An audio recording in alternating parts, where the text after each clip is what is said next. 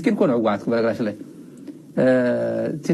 ወደ ወረደ ታጋይ ነውና አይክዳኝም ብሎ ነው የሰጠው መጀመሪያ አይክዳኝም እንዴ ታጋይ አይደለ እንዴ ከሱ ማለት ስንት መስዋዕትነት ከፍሎ የመጣና የብዙ አመት ታሪክ አለው ራሱም ህወሓት ማዕከላዊ ኮሚቴ ነበር ነውና አይክዳኝም ብሎ ቁጭ ያደረገው ወንበሩ ይሄ ወንበር በጣም አደገኛ ወንበር ነው ወንበሩ ጣፋጭ ነው አሉ አስተዳዳሪ እንዲሆኑ ካልፈለገ ደግሞ በአርፍ ብሎ ስራ እንዲሰሩ አይፈልግም ይተነኩሳቸዋል ጌታቸው ረዳን ሲያደርጉ የነበሩትን ነገር ሁሉ ያደርጋቸዋል ስለዚህ አሁን ሶስት አይነት ምርጫ አላቸው ማለት ነው ወይ የራሳቸውን ፓወር ያዘጋጃሉ ወይ ከነጻድቃን ጋር ይሆናሉ ወይ ከነጌታቸው ጋር ይሆናሉ አሊያም ደግሞ ሀራ መሬት ወደሚባለው አካል ሊጠቃለሉ ይችላሉ ውርደቱ ማለት ነው እኔ እሷ አድርገኝ በዚህ ሰዓት እሷ አድርገኝ ከመቀለም ያስተዋሰብነው አለ ተበርካቾች ወደ ወረደ ትክክለኛ የብልጽግና ተወካይ መሆኑ እዚህ ተረጋግጧል የጊዜው አስተዳደሩ ስልጣን መስጠት ስልጣን ያለው ህወሓት አይደለም ጠቅላይ ሚኒስትሩ ነው አቶ ጌታቸውን የመረጡት ጠቅላይ ሚኒስትሩ ናቸው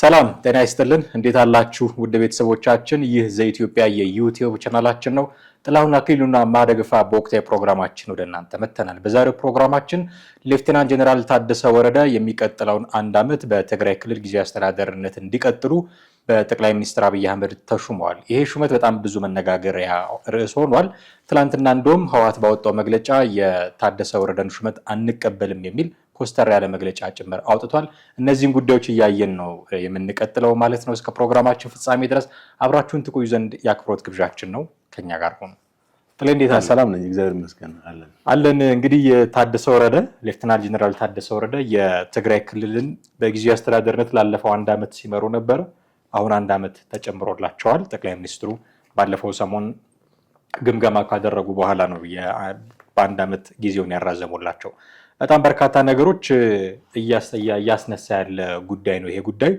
ከትላንትና ህወሓት ካወጣው መግለጫ ብንጀምር ደስ ይለኛል ይሄ የትላንትናው የህወሓት መግለጫ የሚለው ምንድነው የፌደራል መንግስቱ የጊዜያዊ አስተዳደሩን ሲሾም ከህወሓት ጋር ተስማምቶ መሆን እንዳለበት የፕሪቶሪያው ስምምነት ያስቀምጣል የፌደራል መንግስቱ አሁን ግን ለአንድ አመት ያራዘመው ይሄንን ተግባራዊ ሳያደርግ ነው ለዚህኛ የምንቀበለው አይደለም ላለፉት 3 አመታት የነበረውን የተኩስ አቁም ስምምነትም አደጋ ላይ የሚጥል ነው ስለዚህ የምንቀበለው አይደለም የሚል መግለጫ አውጥቷል ታስታውስ ከሆነ ከዚህ በፊት አንድ ካውንስል አቋቁመው እና አማኑኤል ፍስሐ ነው ማን የሚባሉት አማኑኤል አሰፋ የሚባሉትን ሰው ለመሾም እጩ አድርገው አቅርበዋል የሚሉ ጉዳዮችን በዚህ ፕሮግራማችን አንስተን ነበር ይሄ ውጥኑ የከሸፈበት አይመስልም አሁን ጀነራል ታደሰ ወረደ ሲሾሙ አንድ አመት ሲራዘምላቸው ትክክል እንግዲህ ሌተናል ጀነራል ታደሰ ወረደን በመጋቢት 30 አወርደው በመተካቸው የጊዜያዊ አስተዳደሩ ምክትል ፕሬዝዳንት የሆኑትን አቶ አማኑኤል አሰፋን ለመሾም ነበር የዚህ ህወሓት ዓላማ ማለት ነው ህወሓት በቀረበው ማለትም በጀነራል ታደሰ ምትክ ባቀረባቸው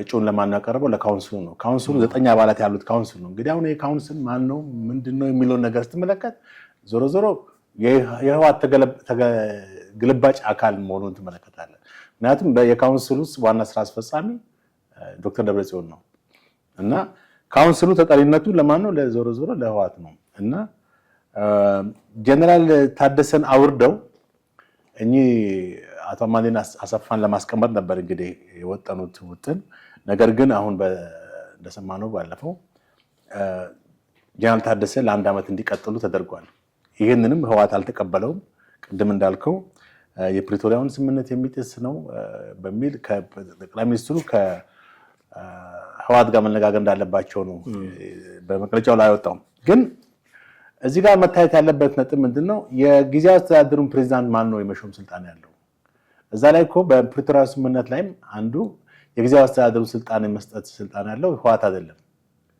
ጠቅላይ ሚኒስትሩ ነው አቶ ጌታቸውን የመረጡት ጠቅላይ ሚኒስትሩ ናቸው የሾሙት አቶ ጌታቸው እንግዲህ ያው ባልተገባ ሁኔታ ነው ከስልጣናቸው የወረዱት ያው የተፈጠረውን ቅራኔ ማንንም ያውቀው ጉዳይ ነው አሁንም በተመሳሳይ እንደዚህ አይነት ነገር ለመፈጸም ነበር ማለትም ጀነራል ታደሰን ከዛ ቦታ ላይ ያለ ህጋዊ ባልሆነ አካሄድ ነበር ለማውረድ የተፈለገው ይሄም ምንድነው ካውንስሉን በማቋቋም በካውንስሉ አማካኝነት እጩ በአቅርበው ማለት ህወሓት ነው ለካውንስሉ ውጭ ያቀረበው። ካውንስሉ ደግሞ አፕሩቭ አደረገው አጸደቀው ማለት ነው። ከዛ በኋላ እሳቸውን አውርደው በእሳቸው ምትክ ለማስቀመጥ ነበር የታለመው ሁኔታ። ይሄ አልተሳካላቸውም። በጣም የሚገርም እዚህ ጋር የምትመለከተው ነገር አሁን የጊዜያዊ አስተዳደሩ ስልጣን ሲሰጠው ማለት ሹመት ሲያደርጉት እነሱ ያንን ቦታ እንደ አሻንጉሊት መጠቀም ነው የፈለጉት። ምክንያቱም የስልጣን እንትኑ ገደብ ያለው ሊሚቴሽን ያለው ነው። ከህዝባዊ መሰረት አገልግሎትና የዕለት ተዕለት እንቅስቃሴ ውጪ ሌሎች በፖለቲካ ጉዳይ፣ በጸጥታና በደህንነት ጉዳይ ከፌዴራል መንግስት ጋርና ከሌሎች ክልሎች ጋር ባለው ሁኔታ ስልጣን ያለው ካውንስሉ ነበር። አሁን እንግዲህ ጀነራል ታደሰ በዚህ ሁኔታ አልተመቿቸውም መሰለኝ። ምክንያቱም ጀነራል ታደሰ ካውንስሉ ህጋዊ አይደለም ብለው ነበር ከዚህ በፊት የካውንስሉን ህጋዊነትን ተቃውሞ ነበር። ስለዚህ ህወሓት ምንድነው የሚቃወሙትን ሰው ከቦታው አስነስቶ ለሱ ታዛዥና እሱ እንደፈለገ ሊያሽከረክራቸው የሚችሉን ሰው ነበር በቦታው ያስቀመጠው። ጀነራል ታደሰ ስልጣናቸው ከተራዘመ በኋላ የሚገርምህ ኦልሬዲ ህወሓት በወረዳና በክልል በዚህ በዞን አካባቢዎች የህወሓት አመራሮችን አስቀምጦ ነበር የራስ የሚላቸው። ከዛ በኋላ የነዛን ሹመት ሁሉ እንዳይጸድቅ አድርገዋል ጀነራል ታደሰ። እንደገና የፕሪቶሪያ ስምምነት ፈርሷል ብሎ ህወሓት ሲያስተጋባ የነበረውን ፕሮፓጋንዳም ውድቅ በማድረግ የህወሓት የፕሪቶሪያ ስምምነት አሁንም ተግባራዊ እንደሆነ ተናግረዋል። እና በአጠቃላይ እንግዲህ ለቀጣይ 1 ዓመት እሳቸው በፕሬዝዳንትነት እንዲመሩ በተደረገበት በዚህ ወቅት በህወሓት ላይ ያለው ከባድ ቅራኔ እንደቀጠለ ነው ማለት ነው። አንተ እንዳልከው መግለጫ አውጥቷል። ጠቅላይ ሚኒስትሩ ከህወሓት ጋር መነጋገር አለበት የሚል መግለጫ አውጥቷል። ግን የፕሪቶሪያ ስምምነት በመጀመሪያ ደረጃ የተኩስ አቁም ነው። እንግዲህ የተኩስ አቁም በኋላ መሳሪያ ትጥቅ እንዲፈታ ነው ህወሓት። ከዛ በኋላ የፌዴራል መንግስቱን የስልጣን ሉዓላዊነት እንዲቀበል ነው እና ጊዜያዊ አስተዳደሩን ሲሾም ጠቅላይ ሚኒስትሩ ናቸው የሾሙት። አሁንም መሾም ስልጣን ያላቸው ጠቅላይ ሚኒስትሩ ናቸው። ባለፈው ማለት ከቀናት በፊት እሳቸው ከመሾማቸው በፊት ማለት ነው ከጠቅላይ ሚኒስትሩ ጋር በአንድ ግንኙነት አድርገው ነበረ። በዚህ ባሉ የትግራይ ባለሀብቶች አማካኝነት ኮሚኒኬት አድርገው ነበር፣ ውይይት አድርገዋል። በዛም ተወያይተዋል። አሁን ይሄን መግለጫ ያወጣው እኮ የጠቅላይ ሚኒስትሩ ነው የጠቅላይ ሚኒስትሩ ጽህፈት ቤት ነው ጀነራል ታደሰ መሾማቸውን ይፋ ያደረጉት ማለት ነው። እና ህወሓት ያልተቀበለው ጉዳይ ነው። ግን ለምንድን ነው ያልተቀበለ ብለን ስንመለከት ቅድም በጠቀስኩት ሁኔታ እዛ ቦታ ላይ እንደ አሻንጉሊት ነው ማስቀመጥ የፈለገው። የጊዜያዊ አስተዳደሩን ብሎ አሻንጉሊት መሪ አስቀምጦ እሱ ግን አብዛኛውን የፖለቲካ ስልጣኑን የበላይነት ለመቆጣጠር እንዲችል ነው። በዚህ ጉዳይ ላይ ደግሞ ጀነራል ታደሰ የሚመቹት ሰው አልሆኑም። ከዛቸው ልክ አቶ አማኑኤል አሰፋን አስቀምጦ ተራ የሆኑ ስልጣን እንትኖችን ሰጥቶ አብዛኛውን የስልጣን እንትኑን ለመቆጣጠር በሚል ነው። ከዛ አንጻር ነው እንግዲህ የሌተናል ጄኔራል ታደሰ ወረደ የአንድ ዓመት ከተጨመረላቸው በኋላ ከህወሓት መግለጫም በተጨማሪ የተሰጡ አስተያየቶች ደግሞ አሉ። በትግራይ አክቲቪስቶች ውጭም ባሉ ሀገር ውስጥም ባሉ የተሰጡ አስተያየቶች አሉ። አንዱ አስተያየት ምንድን ነው የሚለው ከዚህ በኋላ ታደሰ ወረደ ትግራይን አያስተዳድርም የሚል ቁርጥ ያለ ንግግር ሲናገሩ የሰማናቸው አሉ። እንደውም ቃል በቃል ታደሰ ወረደ ብልጽግና ነው የሚል ቃልም የተጠቀሙ አሉ። ምናልባት ኤዲተራችን ያሳየናል የዚህን ቪዲዮ። ታደሰ ማን ነው? ወድ ወረደ ዋት ኔክስት ፎር ወድ ወረደ ነው። አጣብቂኝ ነው፣ በጣም አጣብቂኝ ማለት የሞተ ነው፣ ግን ውርደቱ ማለት ነው። እኔ እሷ አድርገኝ በዚህ ሰዓት እሷ አድርገኝ ከመቀለም ያስተዋሰብ ነው አለ ተበርካቾች። ወድ ወረደ ትክክለኛ የብልጽግና ተወካይ መሆኑ እዚህ ተረጋግጧል። ቲፒኤልኤፍ ቦታ ውስጥ አስቀምጦ ሄድና አንተ ታጋይ ነህ፣ ምስኪን እኮ ነው ህወሓት በነገራችን ላይ ወድ ወረደ ታጋይ ነውና አይክዳኝም ብሎ ነው የሰጠው። መጀመሪያ አይክዳኝም እንዴ ታጋይ አይደለ እንዴ? ከሱ ማለት ስንት መስዋዕትነት ከፍሎ የመጣና የብዙ ዓመት ታሪክ አለው። ራሱም ህወሓት ማዕከላዊ ኮሚቴ ነበረ ነውና አይክዳኝም ብሎ ቁጭ ያደረገው። ወንበሩ ይሄ ወንበር በጣም አደገኛ ወንበር ነው። ወንበሩ ጣፋጭ ነው አሉ። አንፎርቹኔትሊ ነው የምናውቀው አይደለ? ይሄ ፎርቹኔትሊ ኦር አንፎርቹኔትሊ ግን እንደዚህ አይነት ወንበር ስለማናውቅ ማለት ነው። ግን የቲፒኤልኤፍ ካልኩሌሽን ግን ይሄ ታጋይ ነው አይከደንም አንድ ነው አንደኛ ሁላችንም ስለ ትግራይ ነው የምናወራው እኛ ማለት እነሱ ናቸው ቲዲኤፍ ነው እሱ ቲዲኤፍ ማለት በትግራይ ጉዳይ ላይ እና ከቲፒኤልኤፍ ጋር ልዩነት የላቸው አንድ አቋም ስላለ እኛም ሆን እዚህ ሆን ልዩነት የለም በሚል ነው እንትን ላይ ላፍ ብሎ ሄደ እና የወድ ወረደ ምስለኔነት ሶስተኛ ምስለኔነት በትግራይ አሁን አይደለም እኔ በፕሪቶሪያ ነው የተፈራረምኩ የመጣሁት በፕሪቶሪያ ነው ሊነራ አይችልም አሁን አጠገቡ አሉ ተማምኑ ቁጭ አድርጎ ያስቀመጣቸው ሰዎች አሉ ይላል እሱ ያው ቀደም ብዬ እንደነገርኳችሁ በወታደራዊና በፖለቲካዊ አመራር ውስጥ ያለው አስተላለፍ የሚመስለው እኔ የተወሰነ እንደዚህ ደግፈኛል እነዚህ ቃወሙኛል የሚለው እሱ በቁጥር አንድ ሁለት ሰው እገሌ የሚባል ለምሳሌ ግንባር አዛዥ አንድ ሰው ይደግፈኛል ካለ ለምሳሌ ግንባር አዛዡ ከታች ያለው አርሚ አዛዦች እችን ታክል ቁም ነገር አይሰጡትም ፊል ያደርጉት የግንባር አዛዥ ለምሳሌ ኮኦርዲኔተር ነው እንደ ኮኦርዲኔተር ነው እንጂ አርሚ አዛዥ የሚባል መሰረታዊ ነገሩ አርሚ አዛዥ ነው ወድ ወረደን የሚደግፍ አርሚ አዛዥ እስቲ ከ14 አርሚ አዛዥ ከ15 አርሚ አዛዥ ከምናምን አንድ እገሌ የሚባል ጥራ ቢባል አያመጣም እሱ ላይ ተኮለኮሉ ሰዎች አሉ አጠገቡ አንደኛ በህወሓት ቤት ተኮለኮሉ አሉ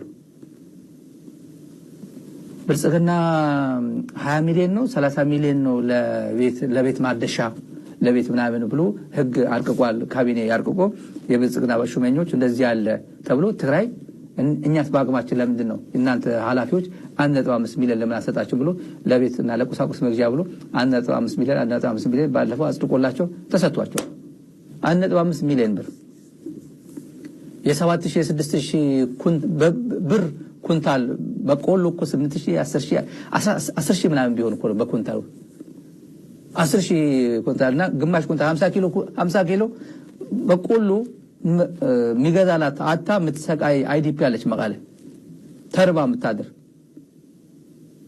የቲዲኤፍ ታጋይ እናት የሰማት የተሰዋ ልጅ እናት አባት ይሄ ባለበት 1.5 ሚሊዮን ብር እንደ ህግ ከለላ ያደረገ አጽድቆ የቤት ዕቃ ምናምን ይያል ያንበሸበሻቸው ሰዎች አሉ አጠገቡ ያሉ ሰዎች እነዚህ ሰዎችን ተማምነው ነው እንትን የሚለው ዴድ ኦን አራይቫል ነው የሞተ ጉዳይ ነው አልተማርክም ማለት ነው አልተማርክም እስክር ላይ ያሉት እነማን ናቸው እዚህ ላይ ሙሉ ነጋ አለ ከሙሉ ነጋ አልተማርክም የት ነው ያለው ሙሉ ነጋ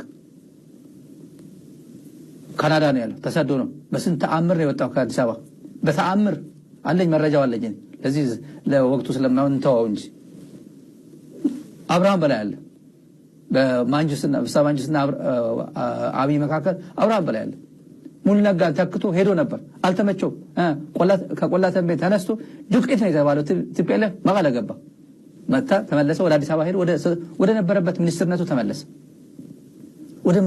ተመለሰ አልሆነም ስለዚህ ከዚህ መማር ያልቻለ በነገራችን ላይ በቪዲዮ እናስተዋያችሁ አንዳንዴ ታሪክና ለማስታወስ ጥሩ ነው በቪዲዮ ከአርካይቭ አቀናብረት አሉ እዚህ ጋር ጥሩ ማስታወሻ ነች ለወድ ወረደ ምትሆነች እኔ ምንን መሰረት አድርጎ ነው የተሸምኩት የፕሪቶሪያ ሰላም ስምምነት ነው እዚህ ጊዜ አስተዳደር በፕሪቶሪያ ሰላም ስምምነት አንቀጽ 10 ነው ይመስለኛል አንቀጽ 10 ነው ጊዜ አስተዳደር የሚመሰረተው በሱ መሰረት ነው ጌታቸው የነበረው ይሄም የነበረው ከዛ በኋላ የለም ቲፒኤልኤፍና ስለመገናኘት ማይችሉ እኔ መጡ ወደ በተሻረ ህግ መሬት ላይ ኤግዚስት በማድረግ ኦሬዲ ሪፒል በተደረገ ህግ ኢንዳይሬክትሊ ሪፒል የተደረገ ህግ ነው በዚህ ጠቅላይ ሚኒስትሩ የ2013 1995 ብሎ ፕሪቶሪያ ሳይጠቅስ መጥቶ እና ፕሪቶሪያ እየተባለ ፕሪቶሪያ አፍርሷል እኮ ድርጅቱ ህወሓት ፕሪቶሪያ አፍርሷል እየተባለ በሚቀለድበት የኢትዮጵያ ቴሌቪዥን እንዲህ ብሎ ሲሾም ወደ ወረደ ማን የሾመኝ ምን የህግ ድጋፍ አግኝቶ ነው በዚህ የሾመኝ ብሎ መጠየቅ አለበት አበራ ንጉስ የህግ ባለሙያው አበራ ንጉስ የሚለው ለወደፊቱ መሬት ላይ በሌለ ህግ አገሪቱ ውስጥ በሌለ ህግ በተሻለ እንግዲህ በዚህ እንደሰማነው በቪዲዮ ላይም ታደሰ ወረደ ብልጽግና ነው ብለው ደምድመዋል ከዚህ በኋላ ትግራይ ክልልን አያስተዳድርም ብለው ቁርጥ ያለ ነገር ሲያስቀምጡ እያየን ነውና የግብረ መልሶቹም የአንድ ዓመት መራዘሙ ላይ ከህወሓት እንደ ፓርቲ ካወጣው መግለጫ በተጨማሪ እንዲህ አይነት ደግሞ ግብረ መልሶችም እየታዩ ነው ያሉትና ከዚህ በኋላ የታደሰ ወረደና የህወሓት ግንኙነት ራሱ ምንድነው የሚለው አደጋ ላይ መውደቁን ራሱ የምታይበት ነውና ከዚህ በኋላ እንዴት አይነት ለምሳሌ ጌታቸው ረዳ የስልጣን ዘመናቸው መጨረሻ አካባቢ በምቾት አልነበረም ሲያስተዳድሩ የነበሩት። ከደብረ ጽዮን ጋር ግልጽ የሆነ የሀሳብ ልዩነት ውስጥ ገብተው ነበር እና የዛ ነገር ድጋሚ ማሳያ ሊሆኑ አይችሉም። አሁን ካሁን በኋላ እንዲህ ያለ ህወሓትም ተቃውሟቸው ህወሓትን የሚደግፉ ሰዎችም ይሄ ሰውዬ ብልጽግና ነው እያሉ ፕሮፓጋንዳ እየሰሩባቸው ከዚህ በኋላ እንዴት ነው መቀሌ ቁጭ ብለው ትግራይን የሚያስተዳድሩት ብዬ። ትክክል። ህወሓት እንግዲህ ወደኋላ መለስ ብለን ታሪኩን አጠቃላይ የፖለቲካ እንቅስቃሴውን ስንመለከት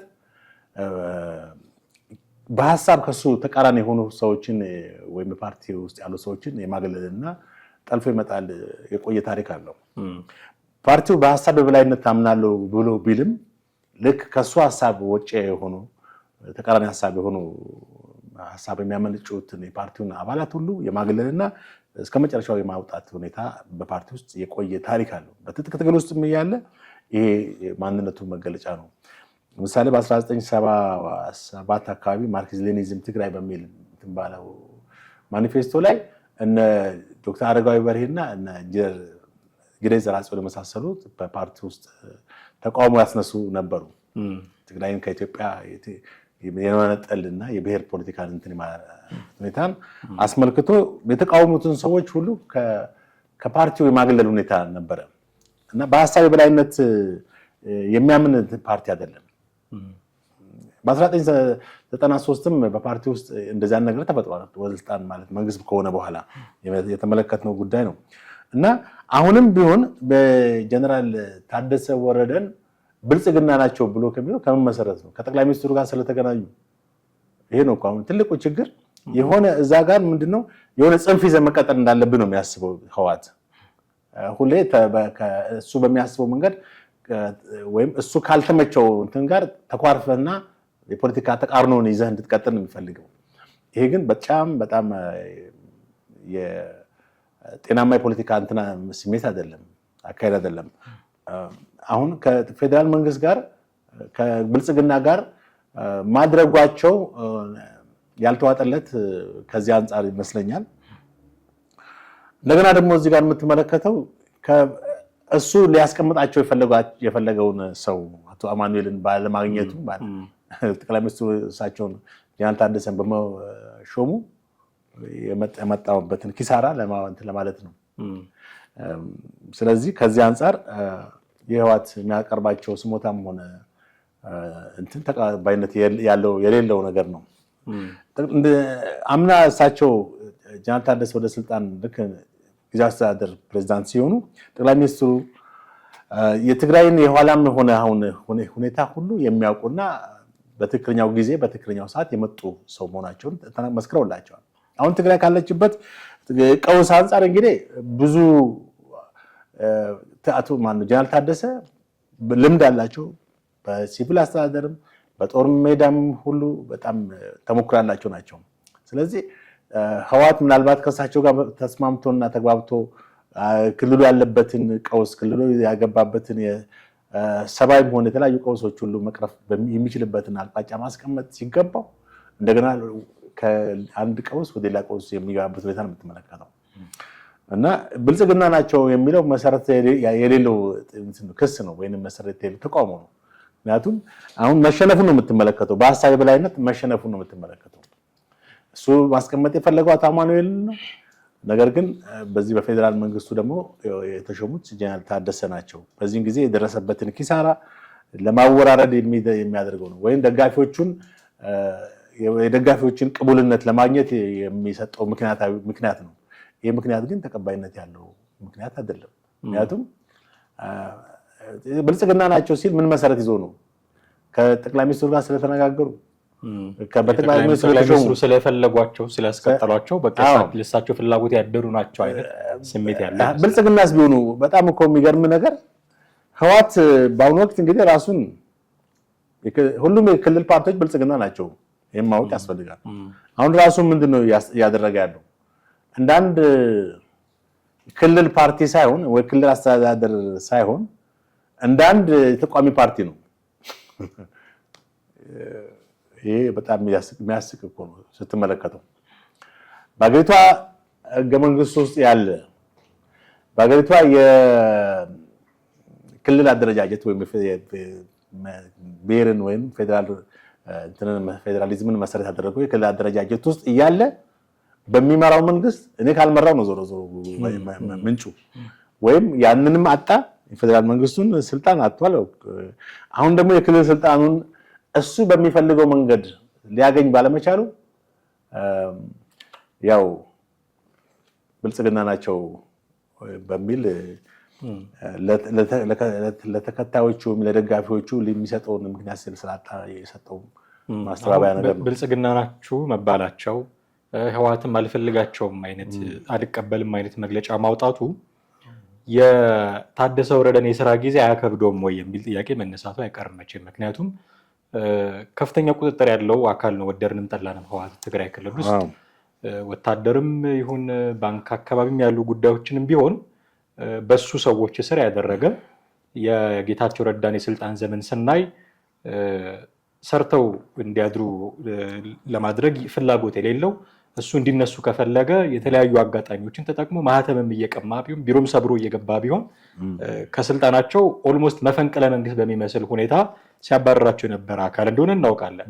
አሁን ይህንን ውሳኔ አልቀበልም ያለ አካል ብልጽግና ናቸው እያለ ወሬ የሚያስወራባቸው አካል የስራ ሂደታቸውን አያበላሽም ወይ ብሎ መጠየቅ ተገቢ ነው።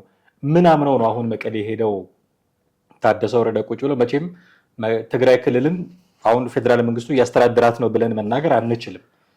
የተወሰኑ የፌዴራል ተቋማት ሊኖሩ ይችላሉ እዛ አካባቢ፣ ምናልባት አየር መንገድ እንደዚህ ሊመላለስ ይችላል። ከዛ ውጭ ግን ትግራይ ክልልን እየተቆጣጠረ ነው ብሎ ማለት በጣም አስቸጋሪ ነው የሚሆነው። ስለዚህ ምን ተማምነው አሁን ህወሓት ጌታቸው ረዳ ላይ ያደረገውን ነገር እንደውም አቶ ጌታቸው ረዳ ታስታውስ ከሆነ ሊገድሏቸው እንደሚፈልጉ ሁሉ ሲያወሩ ነበር አይደል? መኪና ይከታተለኝ ነበር በኤርፖርት በኩል እስከወጣ ድረስ ይሉ ነበር። ያ አይነት ነገር ታደሰ ወረደ ላይ ላለመደገሙ ምን አይነት ማረጋገጫ ይዘው ነው እኚህ ሰው አሁን መቀሌ ሄደው ቢሮአቸው ቁጭ ብለው ፊርማ እየፈረሙ የሚያስተዳድሩት? በምን ተማምነው ነው ማለት እንችላለን? ትክክል። አሁን በጣም እንግዲህ ከዚህ በኋላ ትልቅ ፓወር ስትራግል ይኖራል በጊዜያዊ አስተዳደሩና በህወሓት መካከል የኃይል ግጭት ወይም የኃይል ቅራኔ መፈጠሩ ግልጽ ነው። ምክንያቱም አሁን ስልጣን ማለት በዚህ በካውንስሉ አማካኝነት የስልጣን ገደብ አስቀምጧል ለዚህ ለጊዜያዊ አስተዳደሩ ፕሬዝዳንት በዕለት ተዕለት እንቅስቃሴ ላይ ብቻ ውሳኔ እንዲሰጥ ማድረግ በጣም ያስገርማል። ሌሎች የፖለቲካ ጉዳይ፣ የጸጥታ ጉዳይ፣ የሰላም ጉዳይ ከፌደራል መንግስት ጋር ባለው ሁኔታ ራሱ መወሰንና በበላይነት ሊቆጣጠር አክት ማድረግ ነው የሚፈለገው የነበረው። ይሄን ለማድረግ ደግሞ አቶ አማኑኤልን ዘ ራይት ፐርሰን ብሎ ለማስቀመጥ ነው የፈለገው። አሁን ይሄ ነው እንግዲህ የፈጠረበት ቅራኔ፣ ማለትም ያሰበው ነገር ሳይሆን ያላሰበው ነገር ነው የሆነበት። ከዚህ አንጻር ጀነራል ታደሰና በህወሓት መካከል ከባድ ቅራኔ መፈጠሩ የማይቀር ነው፣ በህወሓት አመራሮች ማለት ነው፣ በነደብረጽዮን ቡድንና በጀነራል ታደሰ ቡድን ማለት ነው። ስለዚህ አሁን የስልጣን ሽኩቻው እንግዲህ ወደፊት የበለጠ የምናየው ይሆናል። ከዛ በፊት ግን ጀነራል ታደሰ ምናልባት አሁን የህወሓትን ሁኔታ በደንብ ያውቃሉ። እዛ ውስጥ የነበሩ ሰው ናቸው፣ የህወሓት ሰው ናቸው ራሳቸው። ከዚህ አንጻር እሳቸውም የራሳቸውን ስትራቴጂ እንትን ብለው ያንን አቺቭ ለማድረግ የሚሄዱበት አካሄድ ይቀይራሉ ብዬ ተስፋ አደርጋለሁ። ምክንያቱም አሁን እሳቸው ያላቸው አማራጭ ዶሚኔት ማድረግ ነው አለባቸው። ቀድሞ የሄዱበት በነበረው መንገድ መሄድ እንደማይገባቸው ያውቃሉ። እሳቸው በስልጣን ላይ ያሉ ነው የወረዳና የዞን አመራሮችን ሌሎች ኃላፊዎችን እዛ ቦታ ላይ ህወሓት ያስቀመጠው የራሱን ሰዎች ማለት ነው። ዚስ ሚንስ እንግዲህ የክልል መፈንቅለ መንግስት እንደማለት ነው። ክልላዊ መፈንቅለ መንግስት ኩዴታ ማለት ነው። አጠቃላይ ወደፊት እንግዲህ ባለው ሁኔታ ላይ በብዙ ነገሮች ግጭቶች ወይ ልዩነቶች እንደሚኖረው በክልሉ የሚያሳይ ፍንጮች አሁን እያየን ነው። ከዚህ በኋላ ምናልባት ጀነራል ታደሰ ጠንካራ ካልሆኑ በጣም የቲፒኤልኤፍን ሴራ አውቀው ራሳቸውንም ባጠገባቸው ያሉት ሰዎችንም ስትሬንግዝ ካልጨመሩ በህወሓት ሴራ ተጠልፎ ሊወድቁ ይችላሉ ብዬ አስባለሁ። ምክንያቱም በአንድም በሌላም ህወሓት ተቀናቃኝ ሰዎችን የመጣል የቆየ ታሪክና እንትን ያለው ልምድ ያለው ስለሆነ የራሱን ሰዎችን ይጥላል፣ ከውጭም ይጥላል፣ ከውስጥም የመጣል ኤክስፒሪየንስ ያለው እና ይሄ እንዳይሆን እሳቸው ስልጣናቸውን በሙሉ ኃይል ለመጠቀም ነው መጣር ያለባቸው። እነዚህ የተገደቡ ነገሮችን ሁሉ ጥሰው መሄድ አለባቸው። ህወሓት በመጀመሪያ እንግዲህ ህወሓት ራሱ ከምርጫ ቦርድ በእንትን ውስጥ የተገለለ ፓርቲ ነው። ያው በህገወጥ መንገድ ራሱን በዛ በክልል ውስጥ ይንቀሳቀሳል እንጂ ከምርጫ ቦርድ እስካል ተመልሶ እንትን አላለም ማለት ነው። አሁንም እንደተሰረዘ ነው። ማሟላት የሚገባውን ነገር አላሟላም። ያው ከምርጫ ቦርድ የተሰረዘ ፓርቲ ነው። ከዚህ አንፃር ይሄንን ሁሉ በማወቅ ላለመበለጥ ወይም በህወሓት ሴራ ውስጥ እንትን ውስጥ ላለመግባት ጀነራል ታደሰ ጠንካራ መሆን አለባቸው ብዬ ነው የማስበው። አለበለዚያ ስልጣናቸውን ብቻ አይደለም የሚያጡት፣ ብዙ ነገሮች ናቸው የሚቀየሩት። እሳቸው ይሄን ነገር ማድረግ ካልቻሉ አጠቃላይ ክልሉም ከፌደራል መንግስት ጋር ያለው አካሄድ አሁን ባለው ሁኔታ እንግዲህ ብልጽግና ነው ብለው ሲሉ እነሱ ብልጽግና ውጭ ናቸው ኮምፕሊትሊ። ግን ብልጽግና በሚመራው መንግስት በጀት ይፈልጋሉ፣ እርዳታ ይፈልጋሉ፣ ሌሎች ጥበቃዎችን ማግኘት ይፈልጋሉ አይደል እንዴ? ነገር ግን የማይቀበሉት ምንድነው? ርዕዮተ ዓለሙን ነው የማይቀበሉት። ርዕዮተ ዓለሙን ሳይቀበሉ ሌሎች ጥቅማ ጥቅሞችን እንፈልጋለን ማለት ደግሞ ያ የሚያስኬድ አይደለም። ከታደሰ ወረደ የአንድ ዓመት ሹመት መራዘም ጋር ተያይዞ አሁን ባነሳሁት መሰረት ምናልባት አንተ እንዳልከው የፓወራቸውን ማሳደግ፣ ተጽዕኖ መፍጠር፣ ዶሚኔት ማድረግ ሊጠበቅባቸው ይችል ይሆናል። እሱ ካልሆነ ግን ምንድነው ሀፕን የሚያደርገው የሚለውን ነገር ደግሞ ማንሳት ተገቢ ነው ብዬ አስባለሁ። ምክንያቱም አሁን በጣም ግልጽ በሆነ መንገድ ህወሓት እንደማይፈልጋቸው በቃ መግለጫው ያንን ነው የሚያሳየው። እንደማይፈልጋቸው ነው የሚያሳየው። አይፈልጋቸውም ማለት ለስራ የተመቸ ከባቢ አይፈጥርላቸውም ማለት ነው። አይፈልጋቸውም ማለት እሳቸው ጊዜያዊ አስተዳደር ሆነው እንዲቀጥሉ ሙሉ በሙሉ የማያስችል ስራ ይሰራል ማለት ነው። መዳረሻው ምንድነው የሚሆነው የሚለውን ነገር ግን ማንሳት እዚህ ጋር ይገባናል ብዬ አስባለሁ። አሁን ሁለት አማራጭ ሊኖራቸው ይችላል ሌተናል ጀነራል ታደሰ ወረደ። አንደኛ አንተ እንዳልከው ዶሚኔት ማድረግ፣ እዛ አካባቢ ያለውን ስልጣን በእሳቸው ቁጥጥር ስር ማድረግ ሊጠበቅባቸው ይችላል። ይሄ ደግሞ ቀደም ያለ ስራ ይፈልጋል። ወታደሮች ሊሆኑ ይችላሉ፣ የካቢኔ ሰዎች ሊሆኑ ይችላሉ፣ ያደራጇቸው ሰዎች ሊኖሩ ያስፈልጋል። ያንን ለማድረግ እሳቸው ብቻ ቢሮ ቁጭ ብለው በሚያዙት ትዕዛዝ ወይ ደግሞ እሳቸው ፈርመው በሚልኩት ደብዳቤ ብቻ የሚሆን አልመሰለኝም ነገሩ። ስለዚህ የሚያደራጇቸው ሰዎች የእሳቸውን ትዕዛዝ የሚቀበሉ የምንከተለው የእሳቸውን ትዕዛዝ ነው የሚሉ ሰዎች ሊኖሩ ያስፈልጋል። የህወሓትን ተጽዕኖ ለመቀነስ ማለት ነው። ይህን ሊያደርጉ ይችላሉ። ይሄ ደግሞ ሌላ ፓወር ነው የሚፈጥረው ትግራይ ክልል ውስጥ። ከዚህ በፊት የራሱ የሚመራው ማነው ቲፒኤልኤፍ የሚመራው ኃይል አለ። ከዛ ደግሞ ይሄ እነ ሌተናል ጀነራል እነ ጀነራል ጻድቃን ገብረትንሳኤ የሚመሩት ይሄ ማነው እባክህ ስለ ሰላም ስምረት የነ ጌታቸው ረዳ ነው። አንድ ሀራ መሬት እንደዚህ የሚባሉ ደግሞ የሚመሯቸው አሉ። የነ ጻድቃን እንቅስቃሴ ደግሞ ሌላ አለ። ሰላማዊ የስልጣን ሽግግር ያስፈልጋል እንዲህ። ስለዚህ በየጥጋቱ የየራሳቸው ፓወር ያላቸው አካላት አሉ። የነ ጻድቃን አለ፣ የነ ጌታቸው አለ፣ ሀራ መሬት የሚባል አለ፣ የነ ደብረጽዮን አለ። አሁን አንተ ባልከው አካሄድ ተጽዕኖ መፍጠር ያስፈልጋቸዋል ታደሰ ወረደ ካልን ሌላ ፓወር ነው የሚመጣው። ስለዚህ አንድ ሌላ አካሄድ ነው። ሁለተኛ ሊሆን የሚችለው ነገር ደግሞ ከዚህ በፊት ካሉት ኃይሎች ወደ አንዱ መጠጋት፣ ወይ ከነ ጻድቃን ጋር መለጠፍ፣ ወይ ከነ ጌታቸው ጋር መለጠፍ፣ ወይ ደግሞ ራሱን ሀራ መሬት ብሎ ወደሚጠራው አካል መሄድ ነው ሊሆን የሚችለው። ስለዚህ የትኛው ነው መዳረሻቸው ሊሆን የሚችለው የሚሆነው አሁን ሊያነጋግረን የሚገባ ጉዳይ ነው ብዬ አስባለሁ። ለዚህ መነሻችን ምንድነው? ህወሓት አልፈለጋቸውም ሰውየውን። እሳቸው አስተዳዳሪ እንዲሆኑ አይፈልጉም። መግለጫው በግልጽ የሚያስቀምጠው ይሄንን ነው። አስተዳዳሪ እንዲሆኑ ካልፈለገ ደግሞ እርፍ ብሎ ስራ እንዲሰሩ አይፈልግም። ይተነኩሳቸዋል። ጌታቸው ረዳን ሲያደርጉ የነበሩትን ነገር ሁሉ ያደርጋቸዋል። ስለዚህ አሁን ሶስት አይነት ምርጫ አላቸው ማለት ነው። ወይ የራሳቸውን ፓወር ያዘጋጃሉ፣ ወይ ከነ ጻድቃን ጋር ይሆናሉ፣ ወይ ከነ ጌታቸው ጋር ይሆናሉ፣ አሊያም ደግሞ ሀራ መሬት ወደሚባለው አካል ሊጠቃለሉ ይችላሉ። ከነዚህ ውጪ የሚሆን ነገር ብዙም መንበዛም ያለ አልመሰለኝም።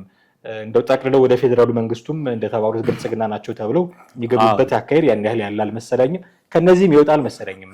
አሁን ቲፒኤልኤፍ የፈራው ነገር ምንድነው? አንደኛ ቀድሞ የነበሩት የጦር ጀነራል ጻድቃን ያው ከፓርቲው ከርተው ቅድም ያልከውን ፓርቲ አደራጅተዋል።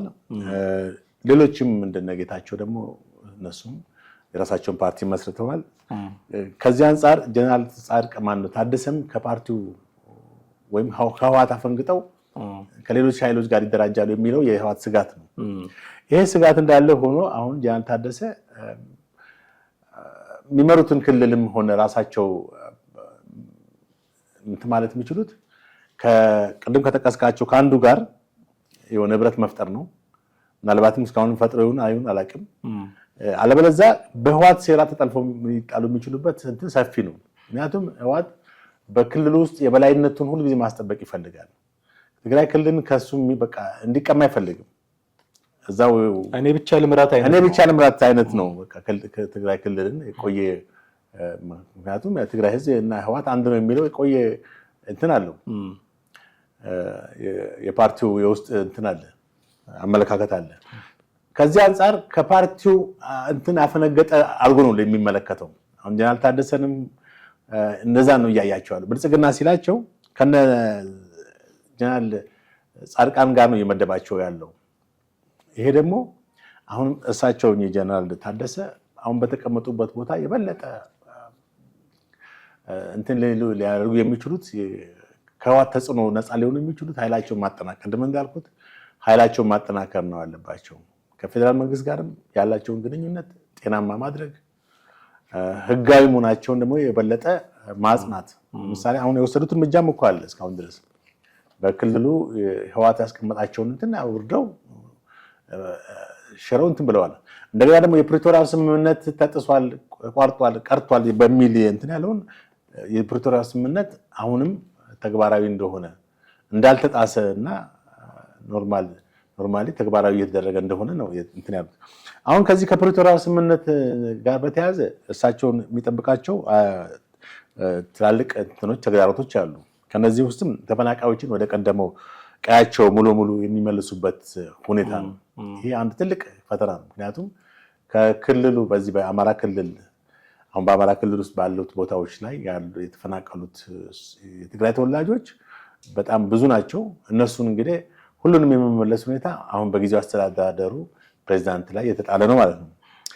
ሁለተኛ በፕሪቶሪያው ስምምነት መሰረትም የቀድሞ ተዋጊዎችን ትጥቅ የማስፈታት እና መሰል የማቋቋም ስራን በፍጥነት ማከናወን። ይሄ እዚህ ላይም አሁን እንደሚታወቀው ትጥቅ የማስፈታቱ ጉዳይ በጣም ብዙ ውስብስብ ነገሮች እንዳሉት ነው ከዚህ በፊትም አይተናል። ምክንያቱም ትጥቅ ማስፈታት ሲባል በአጠቃላይ የህዋት ታጣቂዎች ትጥቅ ፈተው ወደ ሰላማዊ ህይወት ወይም ሰላማዊ ኑሮ እንዲቀላቀሉ ማድረግ ነው። ይሄን ደግሞ ሙሉ ለሙሉ ህዋት የሚፈልገው ነገር አይደለም። ሁልጊዜ ጦር እንዲኖረው ይፈልጋል። ሁልጊዜ ሰራዊት እንዲኖረው ይፈልጋል። የደራጀ ሰራዊት እንዲኖረው ይፈልጋል። ምክንያቱም የጦርነት እንትን ውስጥ አንድ ቀን ይሆናል የሚል እንትና አለው። ሁሌ በተቃርኖ ውስጥ የሚኖር ፓርቲ ስለሆነ ሁሌ ከሌላው ጋር በግጭትና በልዩነት ውስጥ የሚኖር ፖለቲካ ድርጅት ስለሆነ የሰራዊቱን መኖር ይፈልገዋል። የተወሰኑትን ትጥቅ አስፈትቷል፣ ግን ምን ያክል በፐርሰንት ምን ያክል ፈቷል የሚለውን ነገር ስትመለከት በጣም ጥቂት ሰራዊቶች እንደፈቱ ነው። እና ሁሉንም የማስፈታት የፕሪቶሪያው ስምምነት አንዱ አካል ነው። በዚህ መሰረት ጀነራል ታደሰ ከሚገጥማቸው ተግዳሮቶች እነዚህ ናቸው። በዋነኛነት ግን ከነዚህ በላይ በህዋት በራሱ የሚገጥማቸው ተግዳሮት ነው። ህዋት እሳቸውን እንደ አሻንጉሊት በዛ ቦታ ላይ እንዲቀመጡ ነው የሚፈልገው። እሳቸው ደግሞ አሻንጉሊት ሊሆኑ አልቻሉም። አሻንጉሊት ማለት ፑፔት የሆነ ገቨርንመንት መሪ በቃ እሱ ያለው ሳይሆን በጀርባው ሌላ ነው ድራይቭ የሚያደርገው የሚያንቀሳቀሰው የሚመራውም እንትን የሚለው። ከዚህ አንፃር ለህዋት አልተመቹም። እሳቸው በእሳቸው ምትክ አቶ አማኑኤልን ማስቀመጥ የሚፈለገው ለዛ ነው። የስልጣን ገደባቸውን ውስን አድርጎ አብዛኛውን የፖለቲካና የጸጥታና የሴኩሪቲ ምናምን ሁኔታ ራሱ ለመምራት ነበር የፈለገው። የሀገሪቱ የክልሉን ኢንክሉዲንግ ኢኮኖሚውን ሁኔታን በተመለከተ በክልሉ የሚመጣውትን ከፌደራል መንግስት አሁን ከፌደራል መንግስት ከፍተኛ በጀት ወደ ትግራይ ክልል ይላካል በየዓመቱ። እንደምታስታውሰው በኢህአዴግ ጊዜ በጀት ከሚቀበሉት ክልሎች አንደኛ በጀት የሚደርሰው ትግራይ ክልል ነበር አይደለ? እና ብዙ ህዝብ ካላቸው ከአማራና ከኦሮሚያ ክልል በላይ ትግራይ ክልል ነበር። አሁንም ያ በጀት አልተቋረጠም። በምን ያክል እንትን እንደሆነ ግን ቀንሷል የተወሰነ። ዞሮ ይደርሳል፣ በጀት ይመጣል ይሄዳል። በክልሉ በማኒፋክቸሪንግ እና በትላልቅ ኢንዱስትሪዎች ወደ ፌዴራል መንግስት የሚገቡ ገቢዎች ነበሩ። እነዛም በጦርነቱ ምክንያት ብዙ ኢንዱስትሪዎች ወድመዋል።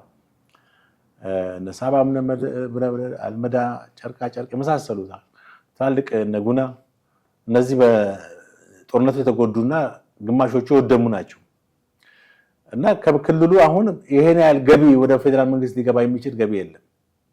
ዘወልንትን ከፌደራል መንግስቱ ወደ ክልሉ መሄድ በጀት ብቻ ነው ያለው።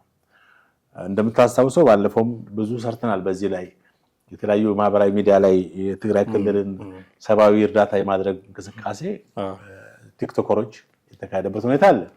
አሁን ያንን በጀት የመቆጣጠርና በበላይነት ኢኮኖሚውን የመያዝ ፍላጎት አላቸው።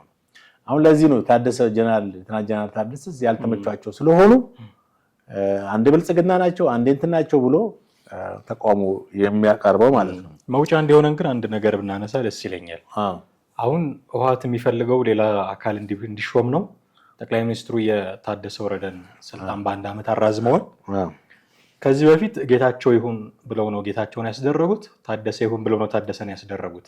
አሁን አማኑኤል አሰፋ ይሁን ብለው ነበረ ግን አልሆነላቸው። ይሄ ምንድን ነው የሚጠቁመን? ከዚህ በኋላ ህወሓት የፈለገው ነገር ሁሉ እየተሟላለት የሚቀጥል ፓርቲ ነው ወይ የሚለው አሁን የሚገርም አሁን ጀነራል ታደሰ ይሁን ብለው እሳቸውን ሲያደርጉ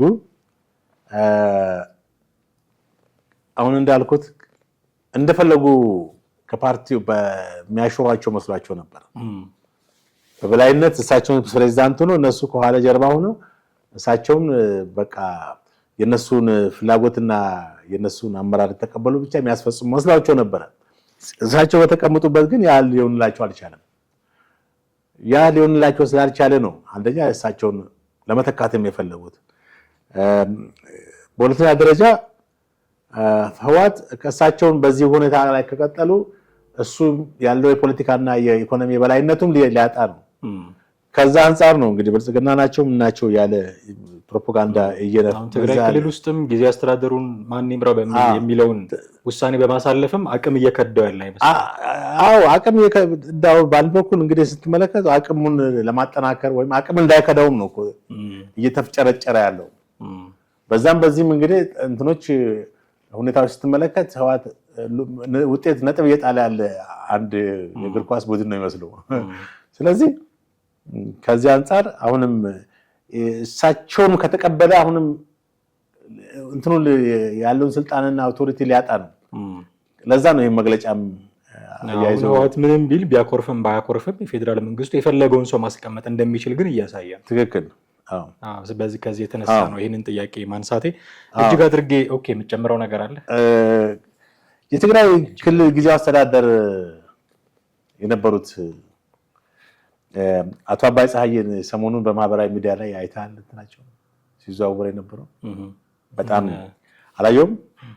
የጎዳና ተዳዳሪ ሆነዋል ምናምን በሚል በጣም አባይ ፀሐይ ነው አባይ ወልዱ አባይ ፀሐይ በጦርነቱ አባይ ወልዱ እና በጣም ነው ያዘንኩትኝ። እንግዲህ ታስታውስ እንደሆነ በ2013 ጦርነት በኋላ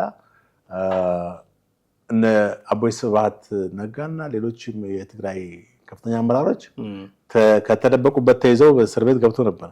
አባይ ወልዱም ከተያዙት ሰዎች አንዱ ናቸው። እንደውም ስማቸውን ቀይረው ወደ ሱዳን ሊያመልጡ በመከሩበት ጊዜ የቄስ የሆነ ቄስም ሰጥተው ምናምን አይደል እንዴ የተያዙት። ከዛ በኋላ ከእስር ቤት ወጥተው እንግዲህ እነ አቦይ ስብሃት ነጋ ወደ አሜሪካን ሲሄዱ እኚህ እንግዲህ በጣም በሚያሳዝን ሁኔታ ጎዳና ተዳዳሪ ሆነው ብሎ በሶሻል ሚዲያ አየሁኝ። እንትን ምን ያክል አሳዛኝ ነው፣ በጣም አሳዛኝ ነው። አዎ አንድ ሰሞን ከፍ ማለት በማዕረግ ይኖራል፣ ሌላ ጊዜ ደግሞ እንዲህ አይነት ዝቅታ አለ። የሚያሳዝን ነው። በነበረህ ጊዜ ህዝብ እንዳይከዳህ ወይ ደግሞ ህዝብ ገፍቶ እንዳይጥል የሚያደርግ ስራ ሰርቶ ማለፍ የሚያስፈልገው አንድም ለዚህ አሁን በዝቅታ ጊዜ ከዚህ ህወሓት ሊማርባቸው የሚችሉት ነጥቦች ትልቅ ነጥብ ነው። ከዚህ ብዙ ሊማሩ ያስፈልጋል። በጣም አድርጌ በጣም ያሳዝናል። በዚህ አጋጣሚ ሀዘኔታችንን መግለጽም አንድ ትልቅ ነገር ነው። በጣም አድርጌ አመሰግናለሁ። ውድ ቤተሰቦቻችን እናንተም ከኛ ጋር ለነበራችሁ ቆይታ እጅግ አድርገን እናመሰግናለን። የዛሬው ፕሮግራማችን ይህንን ይመስል ነበረ። ጥላሁን አክሊሉና ማህደገፋ የሌፍተናንት ጀነራል ታደሰ ወረደን የስልጣን ጊዜ በአንድ ዓመት መራዘም አስመልክቶ ምን አይነት ጉዳዮች ሊከሰቱ ይችላሉ የሚሉትን ነገሮች ለመዳሰስ ሞክረናል። ሀሳብ፣ አስተያየት፣ ጥያቄዎች ኖሯችኋል በእርግጠኝነት በተለመደው መንገድ በኩል ልታደርሱን ትችላላችሁ። የዛሬውን አበቃን። ጤና ይስጥልን።